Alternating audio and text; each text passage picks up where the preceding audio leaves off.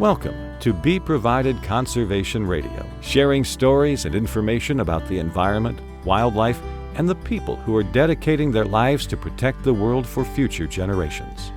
These inspirational stories will take you from the Santa Cruz Mountains to remote areas of Africa.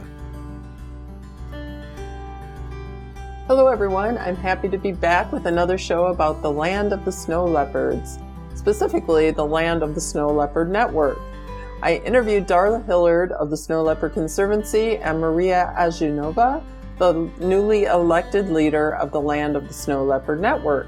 And if you recall, or maybe you don't, but last year I interviewed the founder of the Snow Leopard Conservancy, Dr. Rodney Jackson, where he explained what is happening in conservation of these big cats. So today's topic is going to concentrate more about the people in these countries where these beautiful cats live, to not only protect their cats, but also protect their traditions. And the land of the Snow Leopard Network spans across 12 countries in Asia, China, where at least half of all wild snow leopards are believed to exist, Bhutan, Nepal, India, Pakistan, Afghanistan, Russia, Kyrgyz Republic, Tajikistan, Kazakhstan, Uzbekistan, and Mongolia. And as you can imagine, this area is diverse in tradition, culture, and political views. The land of the Snow Leopard Network shares the voices of local stewards working in the same areas where the snow leopards reside. In these indigenous communities, the snow leopard is a symbol of endurance and an indicator of the health of the high mountain ecosystems. Protectors and stewards of the land in each of these countries are coming forward, reviving spiritual and cultural practices, all while educating their communities about the importance of saving the snow leopard. So I hope you enjoy this episode today as Darla and Maria share their stories and the work they are doing. So I welcome you both to the show and thank you for taking time today to talk to us and share your story. Thank you very much, Marcia.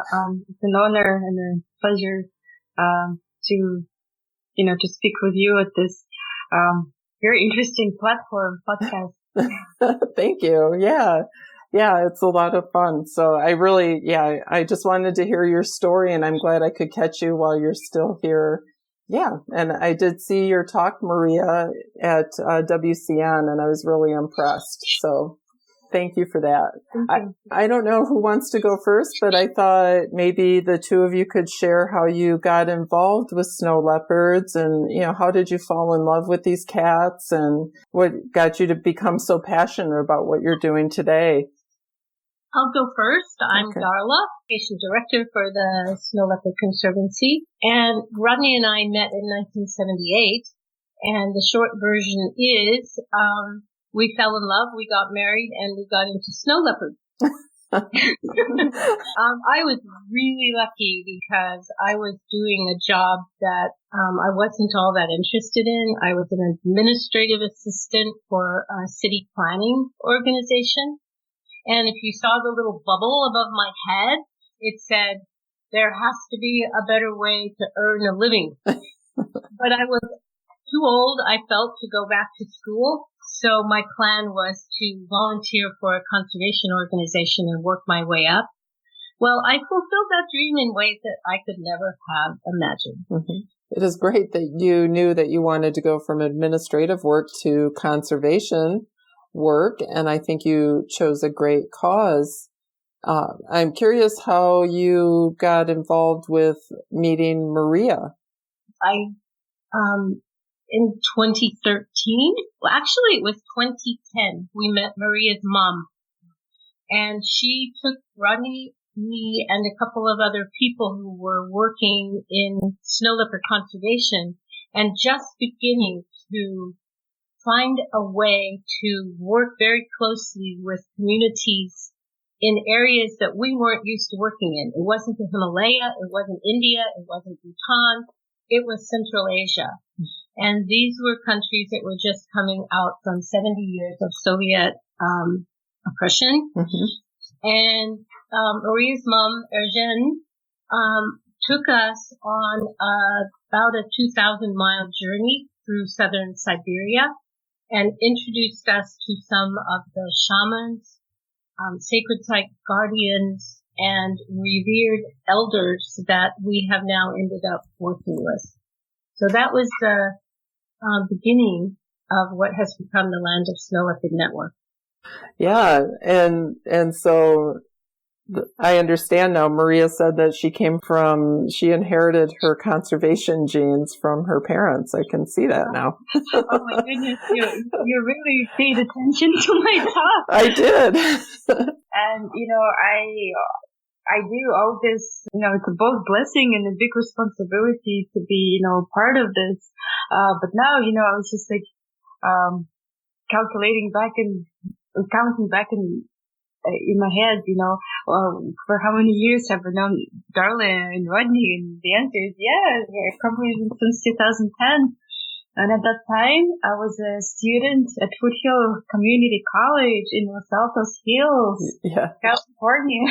I know, I love that. I love when you said that.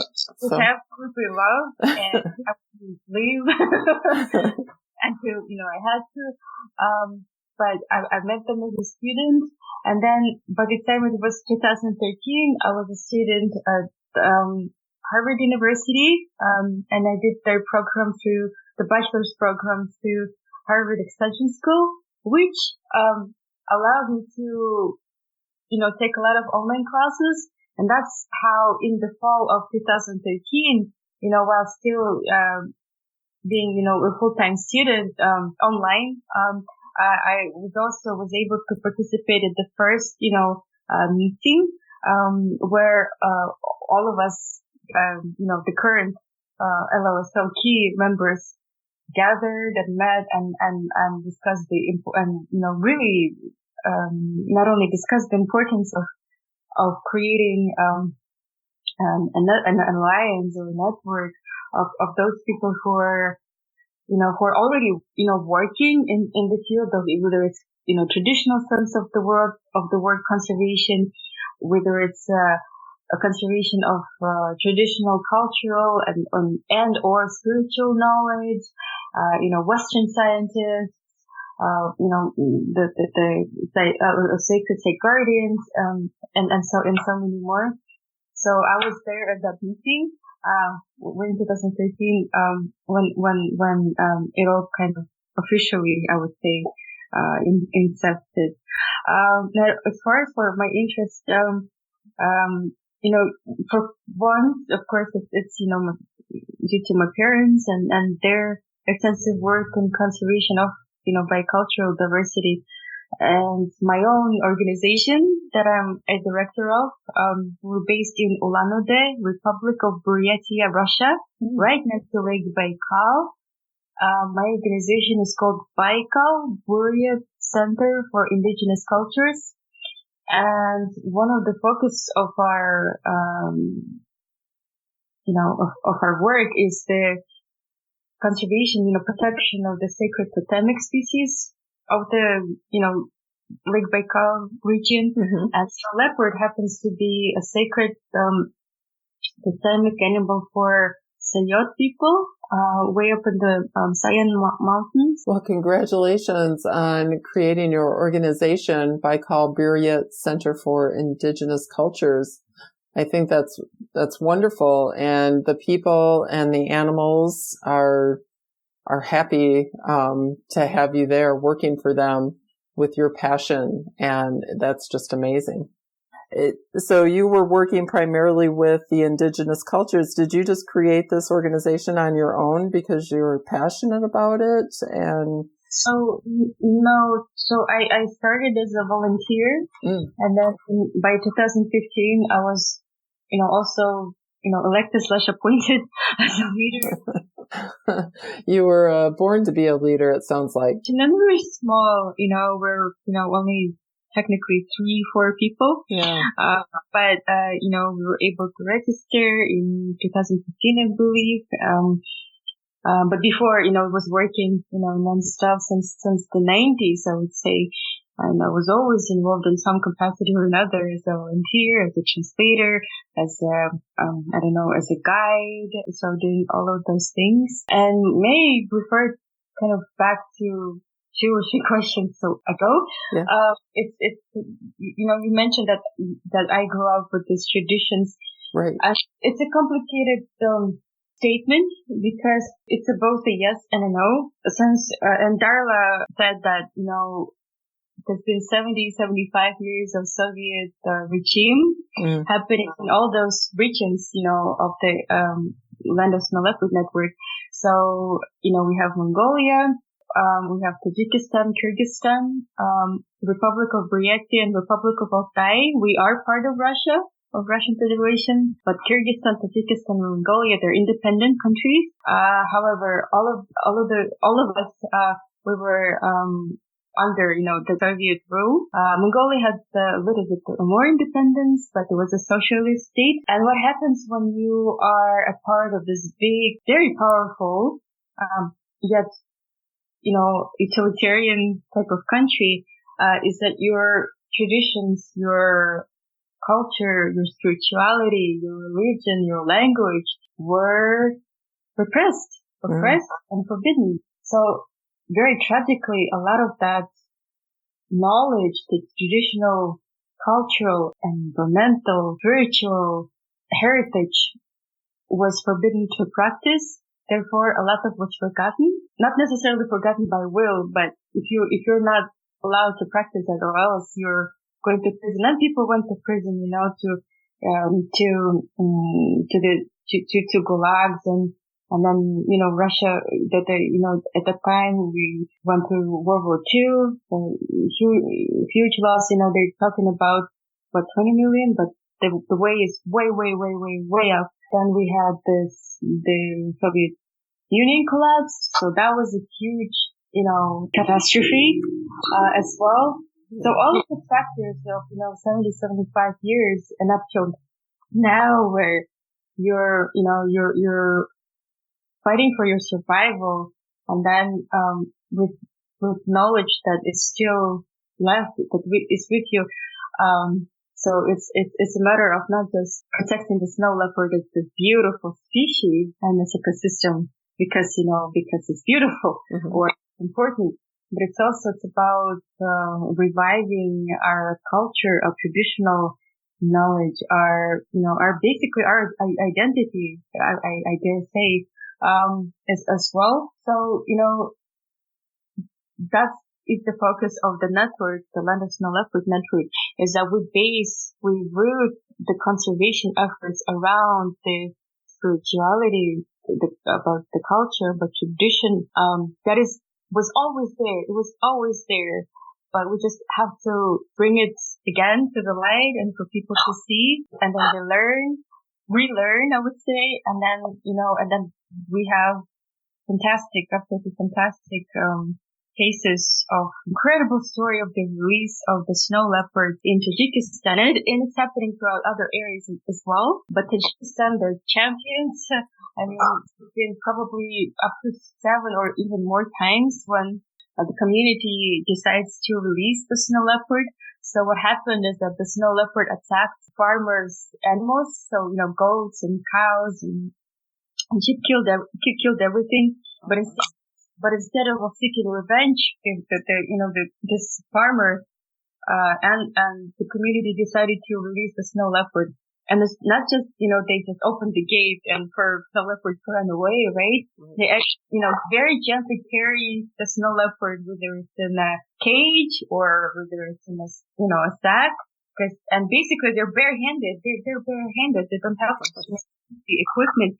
They put it in the truck and then drive it all the way up into the peaks and then release it. And we have all the video evidence that's happening, and it's absolutely remarkable. Absolutely. And I just cannot stop admiring those people because, the farmer lost everything he had.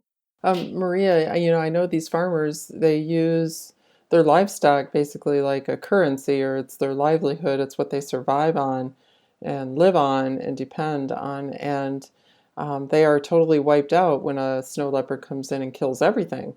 So are they stopping these retaliatory killings of snow leopards because of these traditions coming back alive, the some of the spiritual or educational information that the Land of the Snow Leopard Network is bringing, that killing a snow leopard is not good news. It brings bad luck.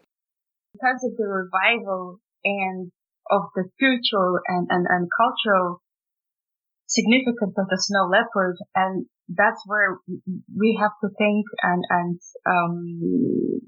our country coordinator, Kurban Alamshoyev, who's based in Pamir. That's the Pamir Mountains I'm talking about, in Tajikistan, and he does incredible work with local communities, educational outreach, Snow Leopard Day celebrations, Snow Leopard Festival.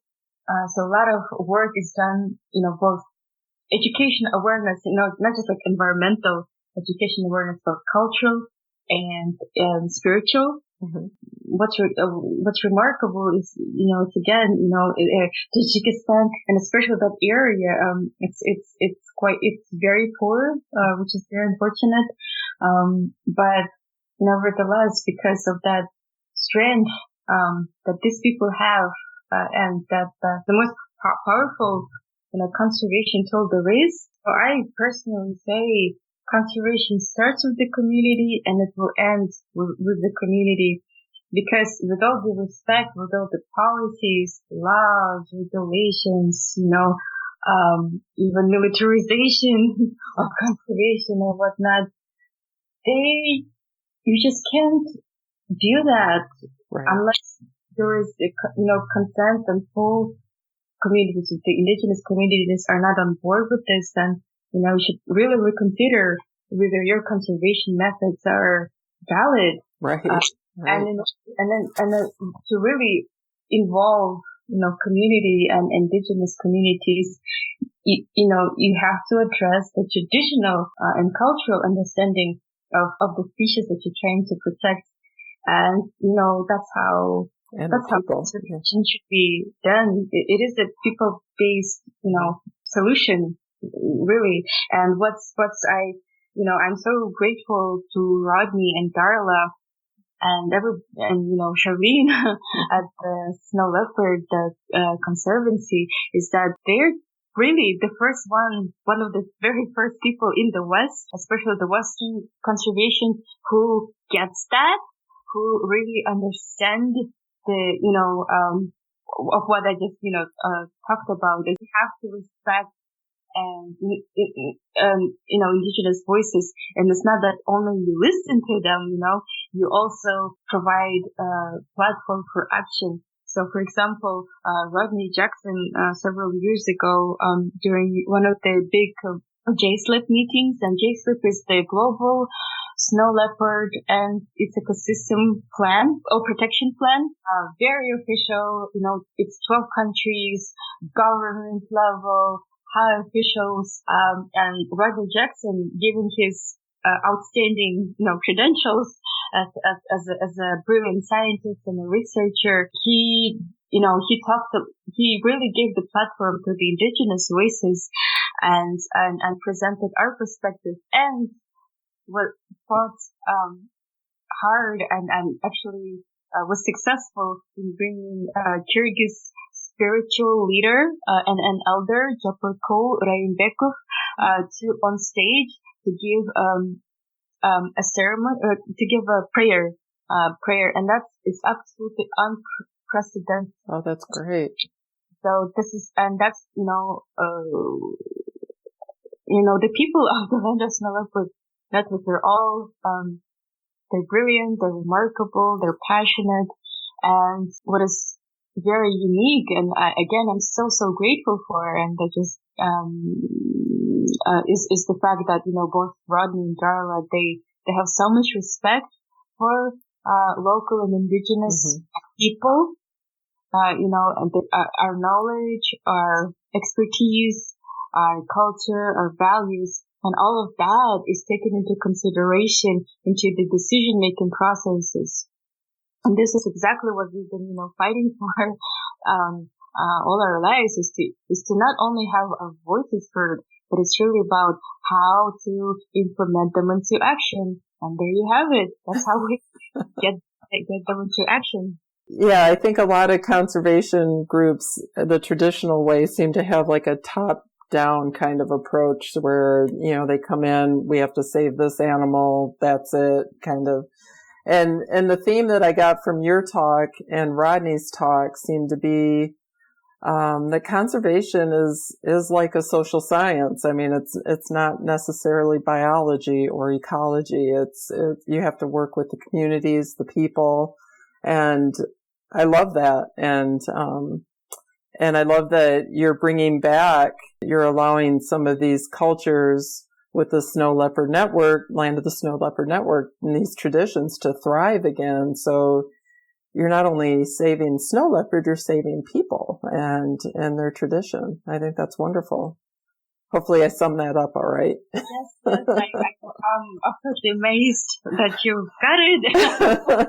It helps, to hear your talk at WCN, the Wildlife Conservation Network, and knowing Rodney and Darla's work. And I think that's great. So are you finding well, actually, let me go back. I want to ask more, like you mentioned there's over 100 members of this Land of the Snow Leopard Network, or who's all involved with that?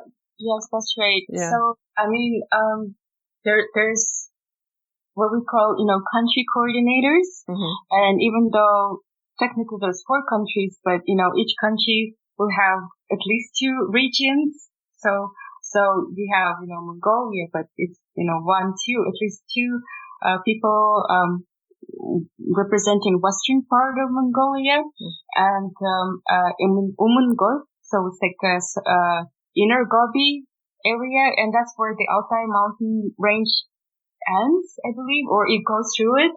And, they are country coordinators for Mongolia. And of those regions were of the snow leopard habitat. Now we have Republic of Buryatia, my home. We have a country coordinator there. We have Republic of Altai, which is also in Russia. We have 2 coordinators of Altai. We have Kyrgyzstan. We also have 2 country coordinators. Tajikistan. Officially it's one. It's Kurbanov and Troyev. And then they go out there and they're all based in their respective regions and countries. And they go out there in the field, so to say, and they speak with local communities and conservation groups and other, like the spiritual and cultural practitioners. And then all of these people, they come on board, so to say. Yeah. And that's how it becomes this network of so many people. That's amazing. Yeah. So they're all working with their own communities with the same message of yes, that's correct. We've been, active, so to say, for 6 years now, right?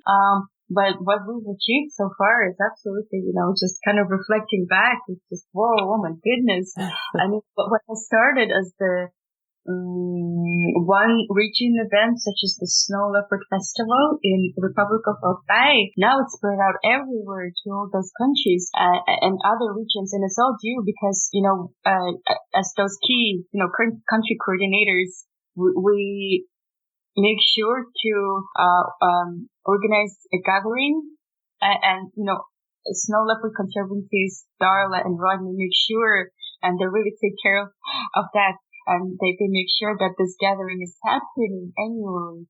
And that's where, we come together, the key members, the country coordinators and, the representatives from local communities, such as spiritual leaders, cultural practitioners, traditional knowledge holders, herders, farmers, you name it. We come together and we discuss. So what have we, achieved? What are the challenges? And there's a lot of, advice, sharing happening. For example, how do you tackle, some bureaucratic, issues, or how were you successful, or what can you do? And here, how can I help, et cetera, et cetera. Mm-hmm. And that's where, that the idea of the Snow Leopard Festival was entertaining, so that it was spread out into other regions. So little, and it's spread out quite widely. So now it's all of those regions have the festival, whether it's in Mongolia, in both sides of Mongolia, the western part and the Umangov part, so it's like the inner Gobi. Mm-hmm. We have it in Buryatia, we have it in Altai. Obviously, they're the inceptors of the festival. We have it in Kyrgyzstan, not just in one region, but in several regions. And Tajikistan, same story. Not just one region, but many regions.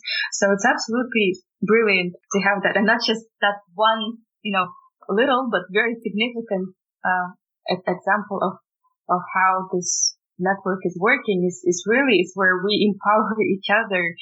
We're not waiting for somebody else to do that for us. Although we welcome all the people to be on board with us and to support each other, but this is one of the very unique places where other indigenous people, we truly empower each other. Mm-hmm. And learn from each other, while also bringing something back home, that new knowledge, new inspiration, and new collaboration. For example, right now we're working on expanding the nomadic trunk program that originated in Mongolia.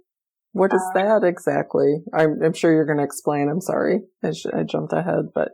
That's okay. I'll jump in and try to briefly describe what a nomadic trunk is. Yeah. This program that also originated in Mongolia, outside of the land of Snow Leopard Network. We supported Nomadic Nature Conservation, which is a Mongolia-based NGO. To expand an existing program into the snow leopard areas. Mm. So a nomadic trunk is basically an education program in a box. And because there are so many remote communities in Mongolia, the leader of Nomadic Nature Conservation, Tunga Kukendu, convinced us that we should help her to put together 5 of these trunks. And so it's like a library of trunks. People in the area can check them out and use them. So they're used by schools. They're used by national park staff. Wow. And so they contain a complete curriculum in nature conservation. And it's all done through interactive teaching, interactive learning, in areas that are used to learning by memorization, basically, which is a really outdated, old-fashioned way of learning. Yeah. So everyone loves these trunks. The teachers love them, the schools love them, the kids love them. This reminds us of, or reminds me anyways, of the old-fashioned bookmobiles we used to have in our neighborhood, where, it came because we lived a little bit out in the country. We couldn't always get to the library to get books. And that's how we read and learned. So anyways, I just thought of that analogy. Yeah. And we're really hoping that everything goes well with it. Logistically, it's not simple at all to pull something, to pull something like that. Yeah. But that's how we're used to work. It's really, really hard work, and there's so many difficulties. We are so, because we truly believe in what we do, and the core basis of our work is reverence to nature, reverence to snow leopard as a kind of embodiment of nature and all living beings, really. And so we we base our work on that, and that knowledge that our ancestors had for thousands of years. Mm-hmm. We simply live that. I would say we are reliving that knowledge in 21st century, and it's difficult. It is very, very difficult today as well. Now that I shared the kind of Soviet part of the story, Now Right. we have, globalization. So that brings completely different set of values, right? Yeah. So it's important to stand with what is right, to stand with the traditions, and the cultural, heritage that has been entrusted with all of us at the network, because each of us has a tremendous responsibility, not only before, our communities, but to our ancestors, to our culture, to our history, to our own homelands, to the landscape what we are truly, physically attached to, because, for example, my people and Mongolian people, we have tradition, and Kyrgyz people, I believe too, we have a tradition when the baby is born, to bury the umbilical cord into the land. So that's literally how you're attached to the land, right? Mm-hmm. So, and that connection never goes away. So again, I probably sound like I'm repeating myself, but I think it's so important to take this opportunity to emphasize those things as much as I can, because I know from a Western perspective, it's not easy to understand, and I feel full sympathy that, what I'm saying may sound strange or, while interesting, maybe a little bit uncomfortable, I don't know, but this is the reality, and this is what we do. And if you can get, support of the listeners, in any capacity, would be very, very grateful for. Oh, yeah. And I don't think you sound repetitive at all. And I think it is an important topic. It is a unique approach to conservation. And like you said, you're dealing with lands where people and communities are spread far apart from each other, and you have to find a way to bring them together through, traditional boundaries, political boundaries, and things like that. And it's a lot of work, and you're successful at it, and that's something to be proud of for sure. More and more do I hear the quote from a study that said, while indigenous people, I think, we're only 4% of the world's population, but we are guardians of the 80% of the world's biodiversity. So that means, we're doing something right. Mm-hmm. Exactly. And being at the WCN Expo conference, it was a joy to my ears and to my heart to hear that, the emphasis that, conservation needs to work with indigenous communities and truly listen to their voice and put it into action. And that's why, Darla and Rodney of the Snow Leopard Conservancy, they're truly pioneers, in the most, in the most definition of the word. They are pioneers, and bringing, a very important aspect into, conservation and science is to be based around, indigenous peoples. And I agree with you full-heartedly that the WCN, or the Wildlife Conservation Network Expo in San Francisco this fall, had a lot of hope in all of its programs. There seems to be the awareness now that conservation is more, like I mentioned before, a social science. And there's no way that you can really save land or a species without working with the people who live there. And we just can't come in and try to save a species and do a bunch of science and then leave without sharing this information with local communities or trying to help them educate others. And I think that is great with what you are doing and what Rodney and Darla are doing as well. And, again, if I to provide more tangible results or indicators of success, I want, Darla to talk about it. I was just making a note that, it's not all, what might be considered somewhat esoteric, spiritual, approaches to conservation, but two of our spiritual leaders, one of whom is a Buddhist Lama, and the other of whom is a Mongolian shaman, have, as a result of the kind of emotional backing that they get from being part of a network like Land of Snow Leopard, have gone out and lobbied successfully to get 2 protected areas established in their regions. Wow. In Buyambadrak, the Mongolian shamans area, there's a snow leopard sacred mountain in the far western part of Mongolia in the Altai mountain range, and that is now officially protected.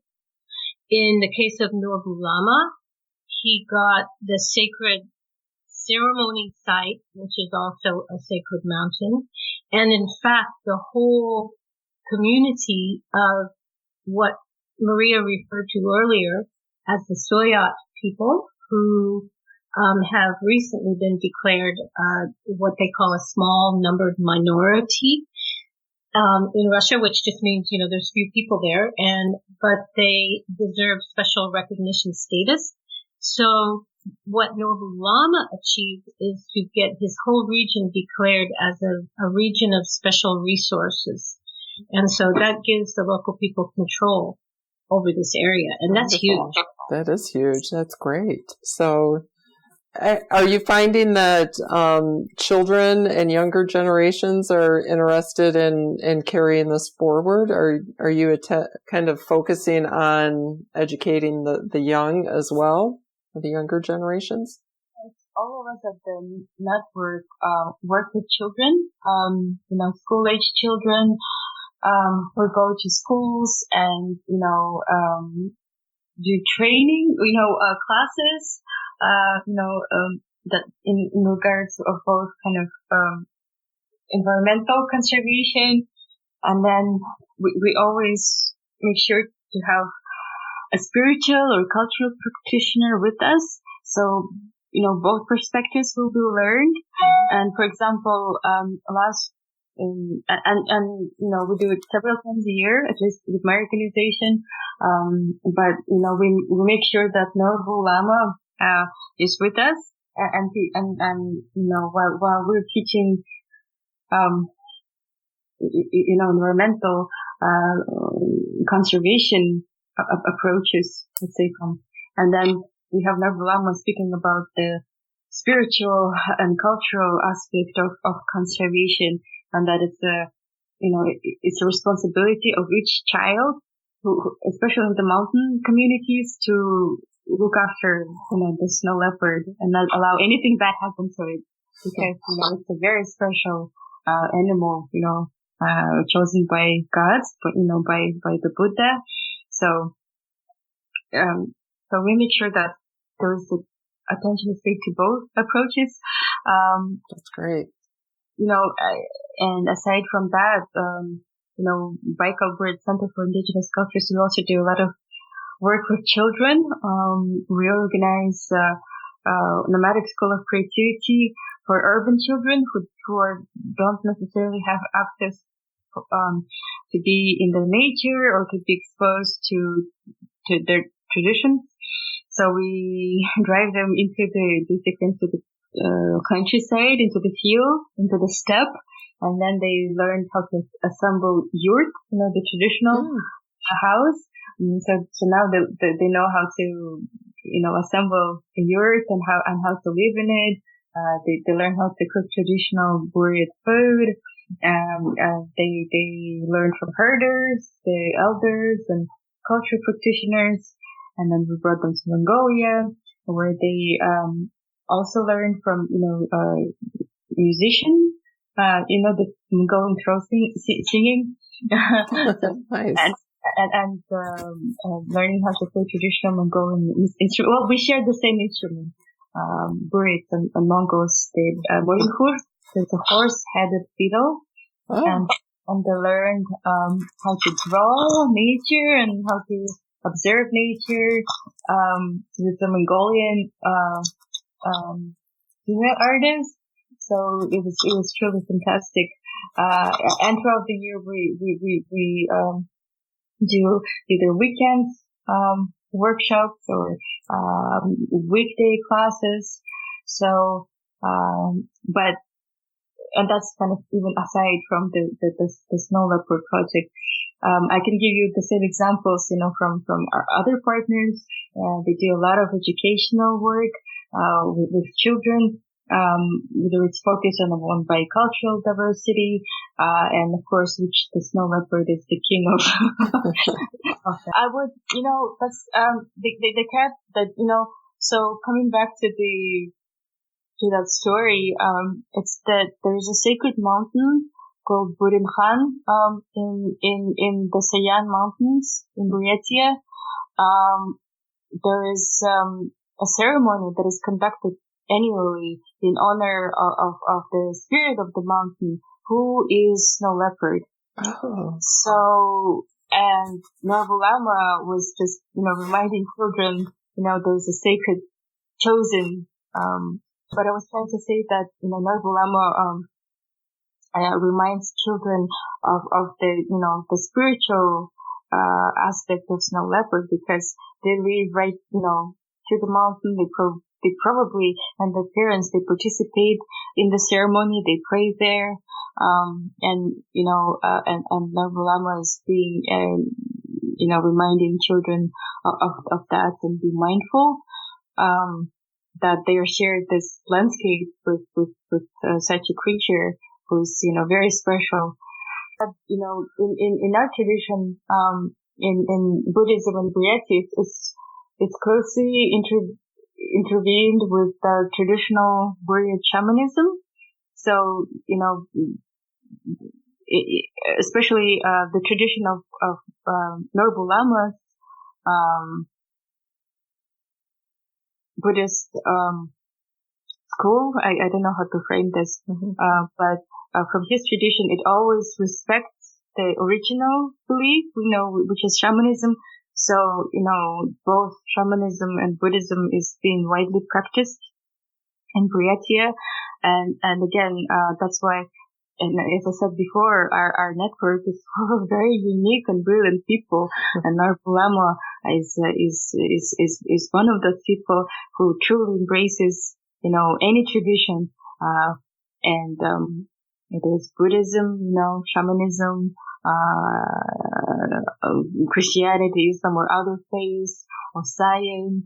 So, and that's what this network is also about. It's about respecting, all of these traditions. And, so I find this very, very, unique. I haven't really seen that anywhere else.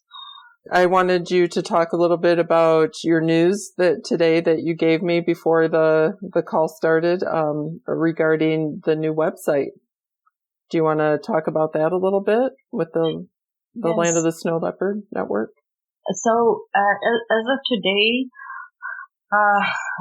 what it used to be known as the www.mountainCall.org. Now it was the website that featured, I would say the key members of the Land of Snow Leopard Network, and the stories, of, such as, the release of the snow leopard in Tajikistan, or with this interview with Japarko, the Kyrgyz shaman and elder. There's so many, stories out there. Mm-hmm. It's very beautiful, very visual, representation of our work. Now we were able to rename it, as the Land of Snow Leopard.org there, in our logo. And so we have that official, representation in the web. However, that website, I would, recommend to see it as an introduction to our work, because we have so many other stories and photographs and videos and interviews, are not on the website yet. So what most likely will happen is that this beautiful website will serve as an introductory to our work. But we ourselves, as LOSL members, we will need to upload, such stories that I mentioned, if approved by the source owners, for example, the interviewee, if they have permission to be uploaded on the internet. So most likely will be another platform to do that. But meanwhile, please check out the landofsnowleopard.org. It's very beautiful. It features our LOSL, the Land of Snow Leopard Network key members, and it's under the protectors, our protectors section. It's beautiful. I'm looking at it right now, and there's some beautiful photography, and I really love that. I love your logo. It's a snow leopard face, but it's combined with people and different animals and symbols. Yes, that's correct. Yeah, that's beautiful. Yes, we're all united basically by snow leopard. The snow leopard is an embodiment, of all of us and all, our traditions, our landscape, our environment, our waters, our forests. So I really love that logo too. And it was designed by one of our LOSL members who happens to work with Maria through Baikal Center. Yeah. A colleague of mine with the logo. His name is Rinchin Garmayev. Oh, beautiful work. Yeah. And this opportunity to thank Nicholas V. Young and many apologies for possibly mispronouncing his last name. But he is the original designer and the creator of the website. But it's through this type of work with indigenous communities where both of us work together basically on the creation of the website. So I thank him and the fact that this was renamed to our landofsnowleopard.org, and now it's we have all of us at LOSL, and of course Nico has the ownership of the website.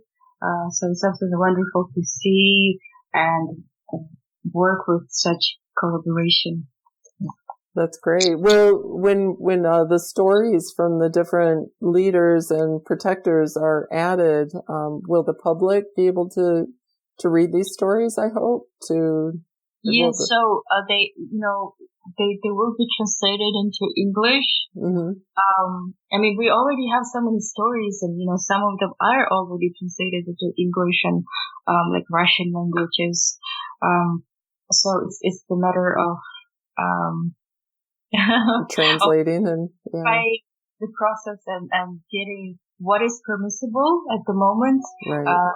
To be put on the internet for other people to learn and to maybe experience a little bit of video, because knowledge is important. Mm-hmm. Stories and knowledge are important to share, for sure. So that's why I wanted you to share your story. So thank you.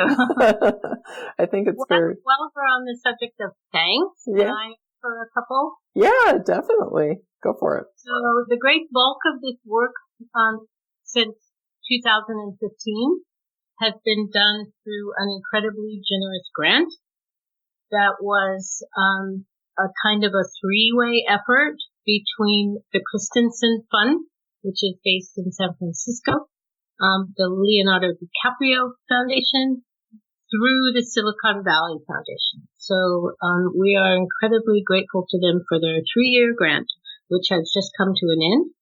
And so we could not possibly have done it without them. Oh, that's amazing. Yeah, definitely worth thanking. So I always ask, and both of you can answer, I hope. I always ask, with all this stuff going on in the world, and it's such hard work, and you shared some good success stories, but what gives you hope for the future? So for me, hope is that when I see children in Oka, in the schools, when nobody asked them. So there was this school where my team visited during, guess what? The International Snow Leopard Day on October 3rd. I think it was about 2 years ago. Oh, yeah. And the children, as the children learned more about snow leopard, they just, out of the blue, they just decided to write a letter to snow leopard. And we have a beautiful video of the children writing the letters, and we have the letters scanned and translated. So we will have that up on probably the other website, but they'll be out for the public to see. But and there was one girl that truly stood out, where she says in her letter, dear Snow Leopard, I'm very sorry to learn that that you're disappearing, and I want to apologize on behalf of those people who may not understand that they're destroying nature and that they're hurting you, like the hunters. Wow. So it was just so powerful, and it's just one of the very many letters that the children wrote. So when people say, "Oh, children is the future generation," no, the children is now. Yeah, they are now. So, and having that message, that sense of responsibility and respect, and practicing the traditional and cultural and spiritual knowledge, all in their little hearts and minds, that they are our change right now. And I'm fairly young myself. Mm-hmm. I turned 30. So, but that's considered very young in conservation world, I believe. Yes. So, I mean, again, my story is unique, but I'm very, very grateful to be on this path, because I don't see, any way besides this way, Right. So I hope that answers this question. It does. That's wonderful. And, Darla, how about you? What gives you hope? Two things give me hope. One is every time I see a camera trap image of a snow leopard. Yes. Taken out there in the wild. And in terms of this network, when we held our last gathering in May, we had several of what we're calling community coordinators in attendance. And there were, I believe, 3 cases, correct me if I'm wrong, Maria, where community coordinators, using camera traps or not, in one case it was a still camera, got photographs of snow leopards in areas where Western scientists said, oh no, they're gone, they've all been extirpated from that area. So these guys brought back the truth that snow leopards are there. Great.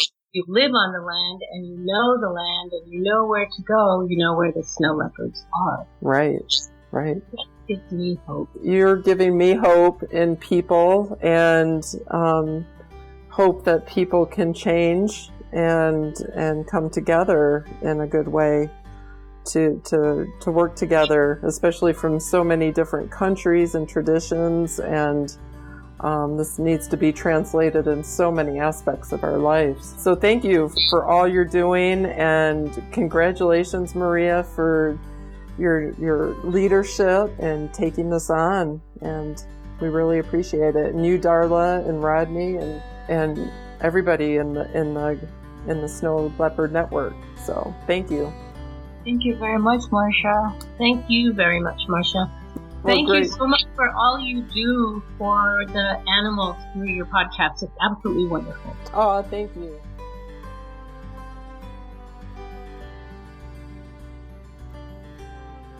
Thank you for listening to BeProvided Conservation Radio. Links and resources to today's topic are in our show notes on iTunes. We appreciate your dedication and interest in protecting our natural world for future generations. If you like what you heard, please get involved by volunteering, donating, and sharing these podcasts with your friends. It also helps us to inform more people if you take a minute to leave a rating or review on iTunes. Have a great day, and thank you for listening to BeProvided Conservation Radio.